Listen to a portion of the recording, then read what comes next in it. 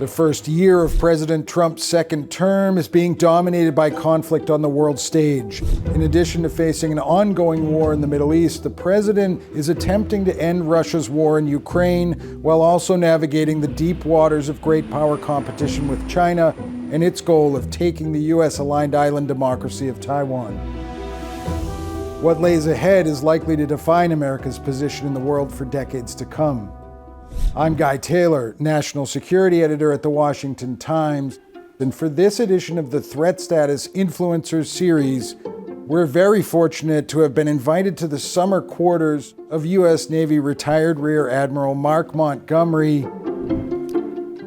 Mark, you're a prolific thought leader on global security. You're the Senior Director of the Center on Cyber and Technology Innovation at the Foundation for Defense of Democracies, where you also co-lead the Foundation's Air and Missile Defense Program. Thank you so much for inviting us here to your home in Sunapee, New Hampshire. Hey, thank you very much for coming up here. Let's jump right into this and start with Ukraine. What's your assessment of President Trump's efforts to end the war? Is it likely to succeed? Really, what's the most important thing at stake in the pursuit of an agreement between Vladimir Putin and Volodymyr Zelensky that also Europe will go along with? Well, first, I want to acknowledge I think President Trump has legitimately the best interests of everyone at mind. He wants peace. I think part of it is he would like to settle his fifth or sixth conflict and make a good argument for the Nobel Prize, whatever. He is a president for peace. I do believe that. Unfortunately, he is not joined in that effort by President Putin.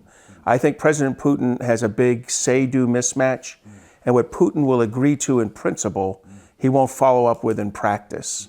So I think the biggest limitation is that as long as President Putin thinks he can still capture a significant portion of Donetsk, the 35% of Donetsk that he doesn't own right now, through combat operations, he'll try. To the extent that he thinks he does real damage to the critical infrastructure of Ukraine with cruise and ballistic missile attacks and drone attacks, he'll try. You were recently in the region. Do you feel that NATO, European, and U.S. military support for Ukraine is enough to leverage and stop the Russians at this point?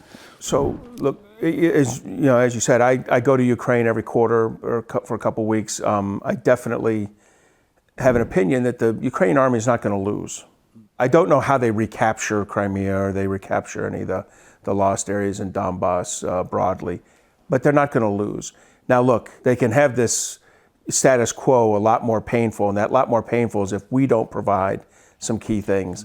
And to me, that's the offensive weapons and defensive weapons. Specifically? So in the offensive weapons, this is about ATACMS to me. The ATACMS Block 1 and Block 1A, we built, I want to say 6,000 of them, or purchased 6,000 of them over years. We gave 100 plus to Ukraine with strict restrictions under the Biden administration that really prevented their appropriate use. What I'd love to see is us provide, in the equivalent of like a presidential drawdown authority, in other words, directly from Army stocks, 500 or 1,000 ATACMS, and then get, as opposed to PDA, actually get reimbursed by Ukrainian dollars or European dollars or frozen Russian dollars provided by Europeans that allow the U.S. Army to then go buy the precision strike missile, the replacement to ATACMS. So everyone wins. The U.S. Army wins for its fight in China, but most importantly, Ukraine gets these weapons. These weapons are critical because they will, not that they strike Moscow, they don't have that kind of range, but they will strike critical aggregation points for the Russian army, logistics, command and control, even maneuver warfare, where when they bring their units together, you can hit them with these ATACMS and do real damage because you'll be able to range them well beyond Ukraine's traditional sovereign borders. So even as we're proceeding down this diplomatic path that Trump is trying to, we still need to do this. Oh yes, because the key is Putin. Putin, and he needs to feel maximum pressure. The kind of way Zelensky felt maximum pressure in February of this year when we cut everything off after the bad Oval Office meeting. You know, that's caused Zelensky to be, I think, much more consensual in his discussions with Trump. Putin's done none of that because he's felt none of it. So I would do offensive weapons, I would do defensive weapons, PAC missiles for Patriot, AMRAAM for NASAMS. and AIM-9Xs for their F-16s. Part of the reason that the Ukraine war matters so much on the global geopolitical stage is because of the precedent that it could set for China and China's goals vis-a-vis Taiwan. Many believe that Beijing's stated desire to take control of the U.S.-aligned island democracy is the most likely point of contention that could lead to a U.S.-China military clash. Yet President Trump recently said that he's been assured by Chinese President Xi Jinping that there will be no Chinese invasion of Taiwan while Trump is in office.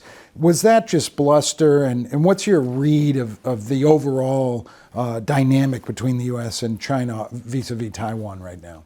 So I suspect Xi could have said that to President Trump, and I suspect Xi may even know it to be true, but only because he won't be ready to invade Taiwan before January of 2029. The mythical 2027 date done by Admiral Davidson had a kind of asterisk that no one said out loud.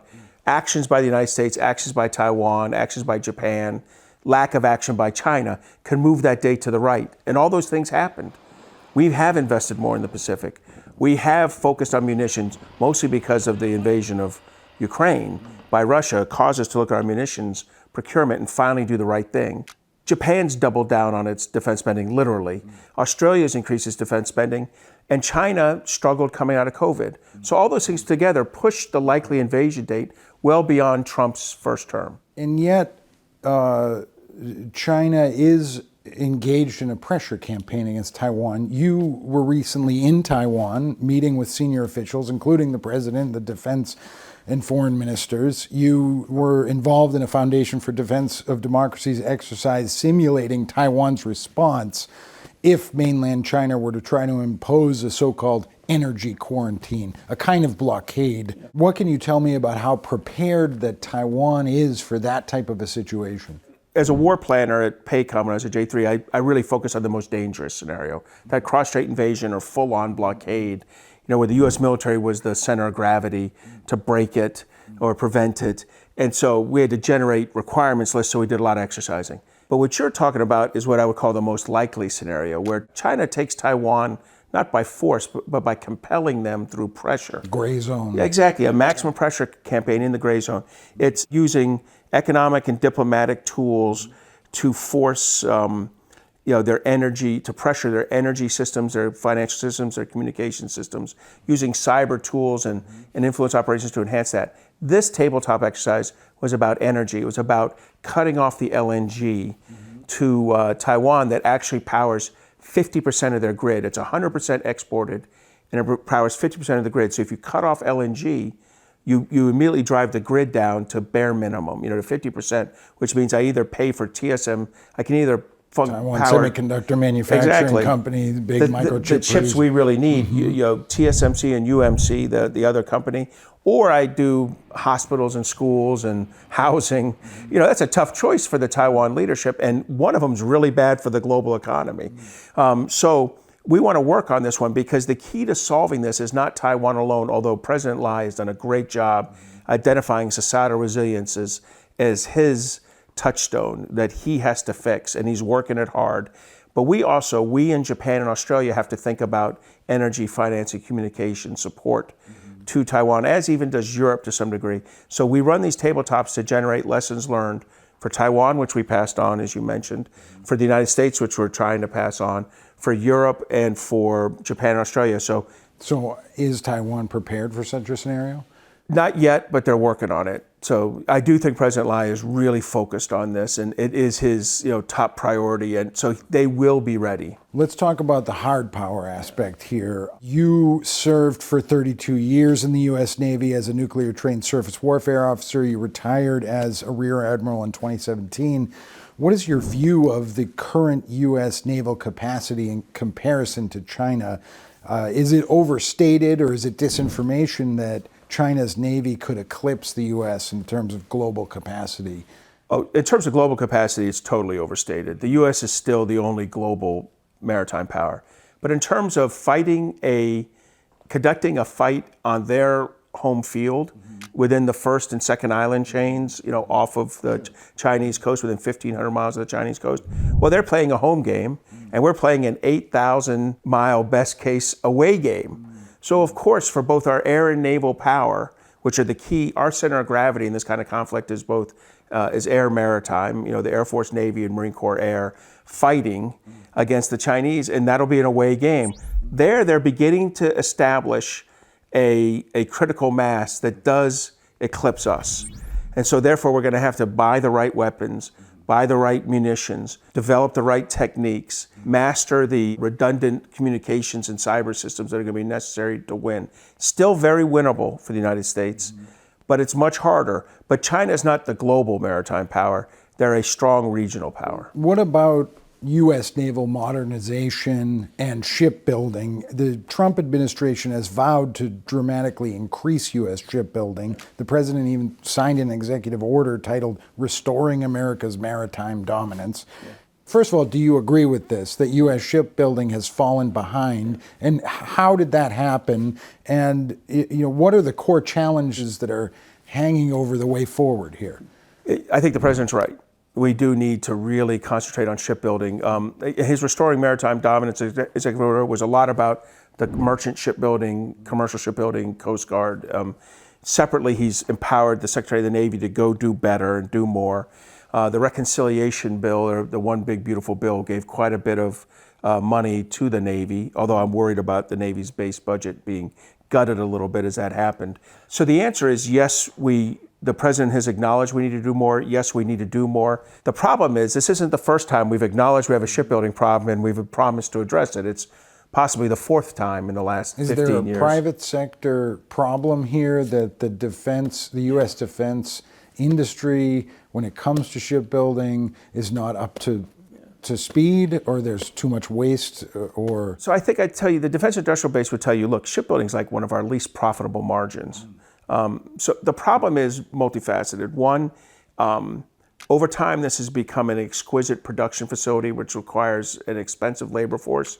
And once labor prices become variable on something, in the United States, they tend to go up versus, say, Korea or Japan, where they can build some of the same ships as ours for maybe 28 cents on the dollar.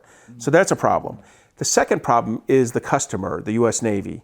We haven't found a change we won't try to put into a ship. In other words, we say, here's the ship, this is what we want on the first one, and then we introduce 100 to 200 major additional changes. And we wonder why the price goes up and the delivery date slips to the right. And we do this with ships, the Fincantieri, the Constellation class frigate being built at the Fincantieri yard in Wisconsin has suffered from this, where we took a existing ship, Italian Frem class frigate, have made so many changes now that the price is skyrocketed, the delivery slipped years to the right. This is a lack of discipline. How do we solve Well, discipline your naval shipbuilding enterprise to make a decision and stick with it. We had the same problem with the littoral combat ship. The one thing we all knew was we had to pick one frigate, one frame. Pick either LCS 1 or LCS 2, the trimaran or the conventional ship. We picked both. That was the one way to double the costs, of all the training, all the other issues, the supply chains associated with them. We've got to have discipline in our shipbuilding. Shifting gears one more time, you're a thought leader on missile defense and cybersecurity. News has broken that the Pentagon sees a 4-layer approach to achieving Trump's goal of a next-generation Golden Dome missile defense shield. This would include multiple satellite layers in space. Do you think that this is actually going to get built? And what would stop it from happening? And then finally, is there a risk that the major great power adversaries, let's say China and Russia specifically, are already making technical moves to try and render Golden Dome obsolete before it even comes to the fore? So again, I want to give President Trump a lot of credit. He focused on this issue. Maybe Iron Dome was the wrong name. Golden Dome is a different name, but more accurate. And I agree with him. We need to defend ourselves. Look, if we want to defend the homeland, we need to do 3 things. Secure the border. He's checking that block. Defend yourself in cyberspace. He's got a lot of work to do there. And defend yourself against this emerging cruise, ballistic, and hypersonic missile threat against the U.S. homeland. Non-nuclear. I mean, the nuclear one, I think, is still handled by mutual assured destruction. If you hit us with a nuclear weapon, we're likely to remove you from the face of the earth. And if we see one coming, we might preemptively do it. So I get the nuclear part, but on these conventional equipped weapons, cruise missiles, ballistic missiles, hypersonic, we got to defend ourselves. What I love about Iron Dome is that we picked General Mike Gutlein to be the first senior officer in charge. And that's important because he's a Space Force officer. He's also a Missile Defense Agency alum. He's uniquely qualified to build us a space-based system. And in my mind, 70% of the effort needs to be in space for the detection, tracking, and the engagement of those missiles from space. And sometimes it's detection and tracking, and you pass it to a ground-based interceptor. And sometimes it's detection, but the tracking might be done by one of these long-range discriminating radars that we're building in Alaska and in Canada. And then that last 30% can be ground-based systems, either support space, like that long-range radar, or dirigibles, which are fantastic for targeting cruise missiles that are detected in space, targeted by a dirigible, and then attacked by from either space or terrestrial-based interceptors. But 30% could be on that. And then finally, of course, on some increased terrestrial interceptors, THAAD, Patriot, Aegis. I would just be careful with that last group. That's 1990s and 2000s technology for your 2030s and 2040s problem. That space-based is the answer. And finally, on China and Russia, are they going to try to counter this? Yes, they try to counter everything. And if we don't go to space, they will be in space. And they're going to attempt to destroy all our space assets in any case. If we go by that theory, why build submarines? They're trying to destroy them. Why build carriers? They're trying to destroy them. Why build F-35s or F-47s? They're trying to destroy them. Look, this is a near-peer adversary. We have to stop thinking about like Desert Storm and OEF and OIF, where American casualties are completely avoidable. They're not. This is like the Soviet Union in the Cold War, a peer adversary. When we fight China, we're going to lose people. The question is, do we want to lose the minimum amount of people or the maximum amount of people? If you want to lose the minimum amount, you explore things like Golden Dome. You explore things like new munitions and cheaper munitions and new ways of fighting and unmanned vessels and such. I want to drive that casualty rate down to the 7,000 number that's kind of the low end of a conflict with China over Taiwan, not the 30,000 number that's the high end. U.S. Navy retired Rear Admiral Mark Montgomery. So interesting, so insightful. Thank you very much for having us here. Thank you for your service. Thank you for coming on the Threat Status Influencer series. Hey, Guy, thanks for doing this series. It's critical to have these kind of deeper discussions of how you address the long-term challenges of the United States. And thanks for coming up here to beautiful New Hampshire. I'm Guy Taylor. Until next time.